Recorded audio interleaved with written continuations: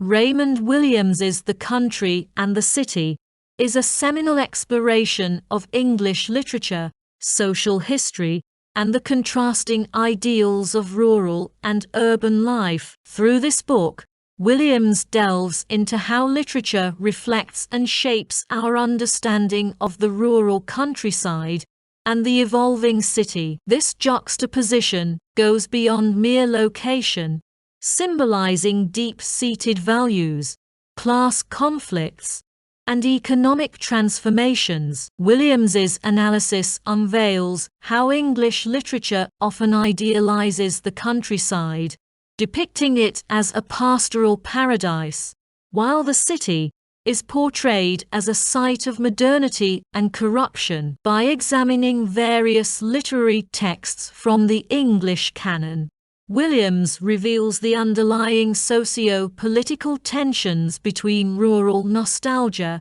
and urban progression, offering readers a complex and critical perspective on these contrasting spaces. Williams opens his argument by examining the pastoral tradition, a genre that celebrates rural life and glorifies its simplicity and natural beauty. This literary tradition often casts the countryside as a harmonious and idyllic place, free from the harsh realities of industrialization. However, Williams exposes the pastoral ideal as a form of escapism, concealing the social inequalities and labor struggles prevalent in rural areas. The pastoral genre, he argues, was primarily crafted by elite writers who viewed the countryside through a romanticized lens, often ignoring the lived experiences of the rural working class. For instance,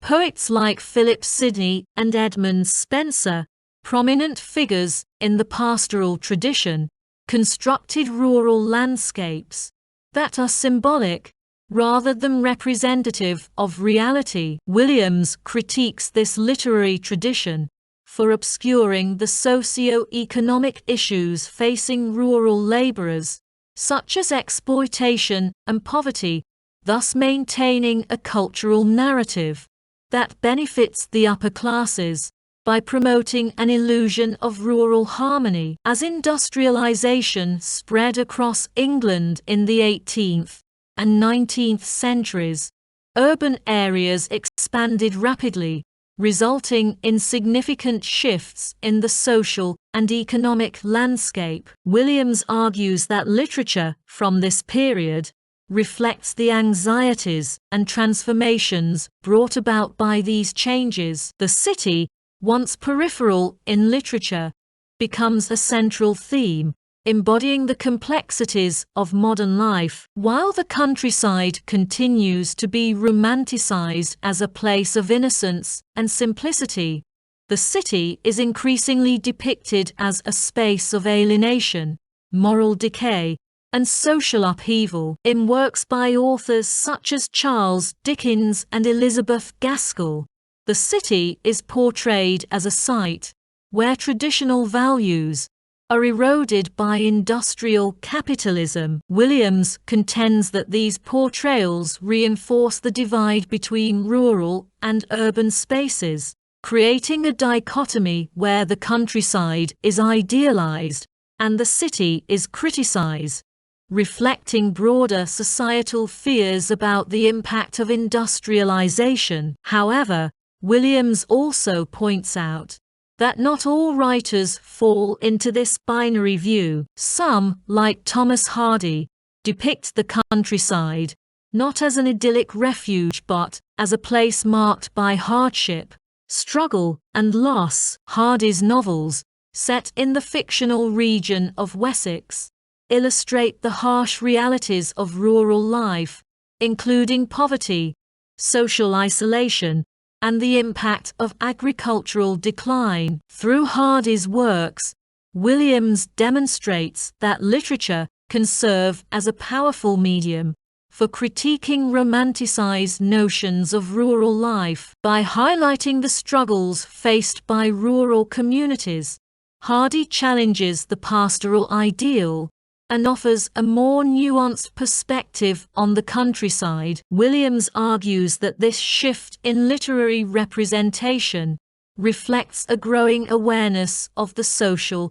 and economic hardships experienced by rural laborers, challenging the notion of the countryside as a timeless and unchanging space. In contrast to the pastoral ideal, Williams discusses the concept of the knowable community, a term he uses to describe small, close-knit communities where social relations are personal and transparent. This concept is often associated with rural life and contrasts with the anonymity and alienation of the urban environment. Williams suggests that the knowable community represents an ideal of social cohesion and mutual support, qualities that are often lacking in the modern city. However, he also critiques this ideal, arguing that it can mask social inequalities and limit individual freedom. In some literary works, the knowable community is depicted as a restrictive space, where social norms and expectations constrain individual autonomy. Williams's analysis reveals that both rural and urban spaces have their limitations, challenging readers to reconsider simplistic notions of community and belonging. Williams's critique extends to the role of land ownership and class structure in shaping the countryside. He highlights how the English countryside has historically been controlled by a wealthy landowning class, whose interests often conflict with those of rural laborers. This class divide is reflected in literature, where landowners are frequently portrayed as benevolent figures, while the hardships of rural workers are downplayed or ignored. Williams argues that this portrayal serves to justify the social hierarchy, perpetuating the idea that rural society is naturally harmonious and hierarchical. By exposing the economic interests underlying these literary representations, Williams challenges the idealized image of the countryside as a place of social stability and moral purity. He shows that the pastoral ideal often conceals the exploitation and oppression faced by rural laborers, reinforcing class divisions and perpetuating inequalities. In the latter part of the book, Williams examines the relationship between literature and social change. He argues that literature has the power to shape our perceptions of rural and urban spaces, influencing how we understand issues such as poverty, inequality, and social justice. By portraying the countryside as an idyllic refuge from the corruption of the city,